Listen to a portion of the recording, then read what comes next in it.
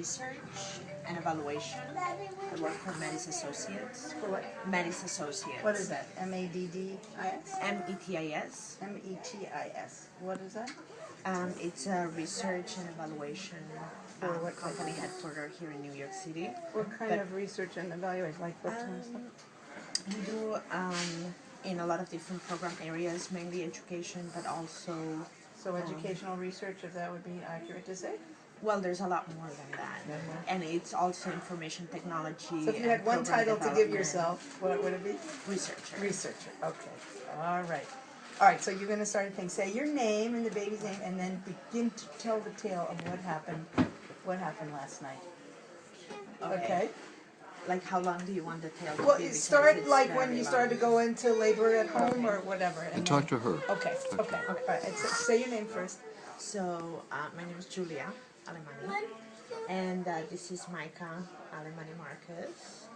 And it all began, my due date was Saturday, so my husband had a brilliant idea. As soon as we heard about the hurricane, my husband said that, we should really try to be safe and rent a place near NYU Medical Center, so that we could be in the city in case that all the tunnels and the bridges were shut down and everything. So we rented a place for 3 days, and then of course, like yesterday morning, my contractions begin. So I was really glad that we actually were in the city already. And by the afternoon, right before the storm got much worse, we decided to just check into the hospital and make sure we could, make it. And that was a great move because a half hour later, First Avenue was flooded, our street was flooded, so I wouldn't even have been able to come into the In hospital. Greenpoint, Brooklyn. Your street was flooded. Or no, in front No, of NYU. yes, Okay. where we rented this place Right. for 3 days. Okay. So we come into the hospital and And it's they about what checked time when you me, arrived? like 6 o'clock. 6 p.m.? Okay, right. And they checked me and I wasn't ready at all. So they said, first they said, oh, we may send you home. And I told them, well, haven't you seen outside? Like, I'm not going anywhere. This is yesterday. And then, of course, 2 hours later, they said, you're still not ready, but you're not going anywhere. We're going to admit everyone, and then we'll just, wait and see. And then at that time, I told my husband to go downstairs to the cafeteria to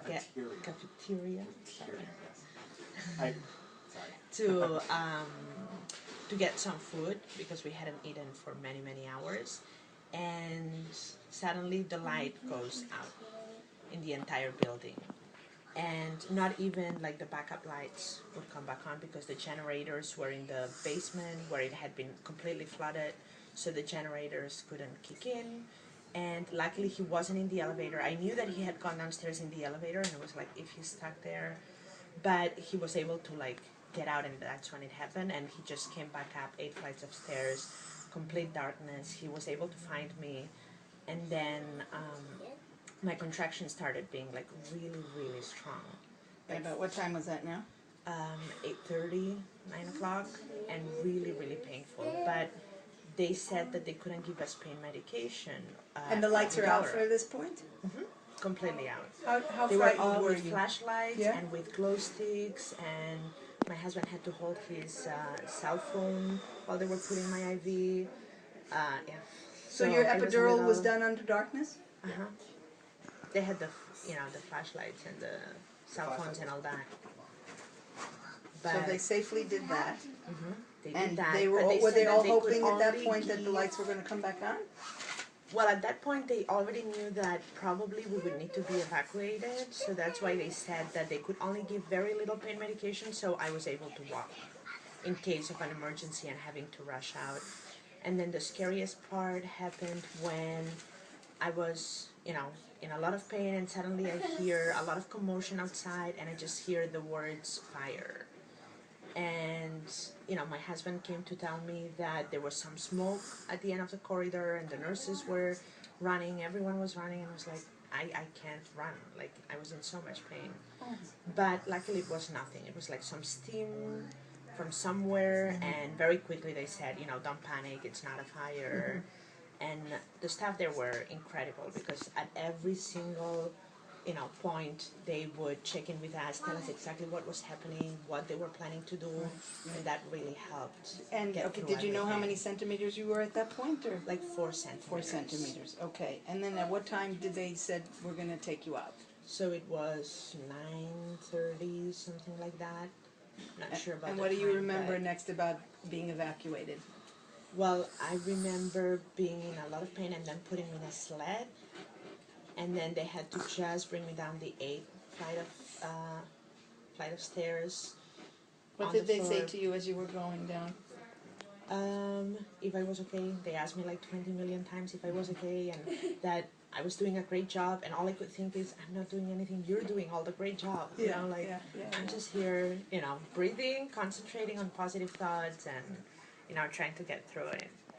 But, they brought us safely downstairs, put us in an ambulance, and at that point, the medication had completely wore off because they had only given me a little bit. And they were so close to each other, the contractions, and the nurse who came with us kept saying, well, I hope you don't have the baby in the ambulance because you seem like really ready. So as soon as we got here, 20 minutes later, it was like 3 more contractions. The doctor was able to get him out. And I was so happy because, I was expecting that maybe I would have to have another C-section because the first time around with him, it didn't really, with my other son. Oh wow, so this was a VBAC. Uh-huh. Wow, okay. That's why it was so scary too, because throughout the whole thing, I was like, if they need to do an emergency C-section, I don't know where or how they're going to do it.